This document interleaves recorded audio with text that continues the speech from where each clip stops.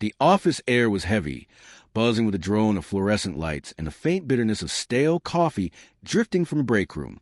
My pulse raced when Mr. Callahan's hand brushed my knee. Just a fleeting touch, but deliberate enough to send a chill through me. I stiffened, fingers clutching the edge of the conference table, its polished surface cold against my damp palms. His sharp gaze flicked toward me, a hint of a smile tugging at his mouth before he turned back to the quarterly reports. My stomach twisted. Was it an accident?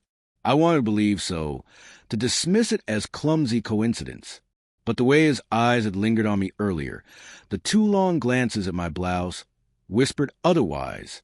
I shifted in my chair, tugging at my skirt, trying to rationalize. He was my boss, a man whose charm often walked a fine line between flattering and unsettling. Compliments that felt oddly personal. Emails sent near midnight about work that could have waited until daylight. But he had a wife, and I had David. The gold ring on my finger shimmered under the office light, a silent reminder of my husband's steady presence at home. I swallowed the unease, convincing myself I was imagining things. The meeting crawled on, charts and numbers blurring, as I replayed that smile, that touch. When I finally left, the city was cloaked in twilight, street lamps blinking awake like timid stars. My heels struck the pavement in rhythm with my racing thoughts. I want to call David, to let his voice anchor me, but the phone stayed untouched in my purse. How could I even say it? That my boss's hand grazed my leg, and I wasn't sure what it meant. It sounded absurd, petty, yet the memory clung to me like damp fabric. At home, David was at the stove, stirring pasta in a fragrant haze of garlic and basil. His grin lit up the room, his eyes crinkling in that way that still made my heart skip after 7 years. "Rough day?" he asked lightly, though his tone searched deeper. I forced a smile, setting the table with shaky hands, hiding behind the clatter of plates. Dinner drifted by in harmless chatter.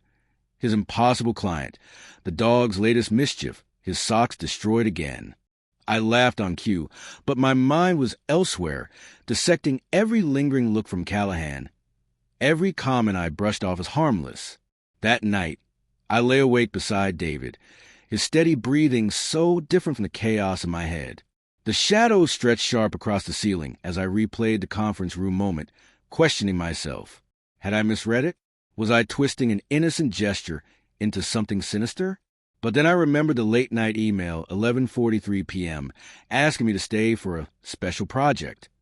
I had dismissed it, but now doubt gnawed at me. The next morning, Callahan called me into his office. The door clicked shut, sealing us in. Papers littered his desk, but his eyes stayed fixed on me. "Emma, your work has been outstanding," he said smoothly. "I've been thinking of you for that promotion."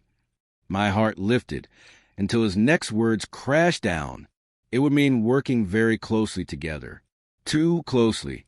His smile stretched wide, suggestive. The air thickened until I could barely breathe. I muttered a weak thanks and fled, legs trembling as I returned to my desk. The hum of phones and keyboards around me felt distant, as though I were drowning. This wasn't imagination. This was real. A line had been crossed. That evening, I couldn't hide it anymore. David noticed the moment I stepped inside, pale and restless. "What's wrong?" he asked, his voice gentle but urgent. I pulled away from his hand, afraid I'd shatter if I let him hold me.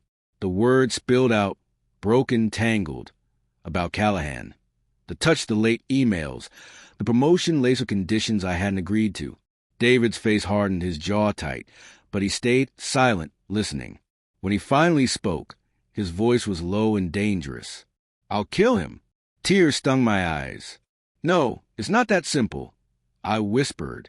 I tried to convince myself I might be overreacting, but deep down we both knew I wasn't.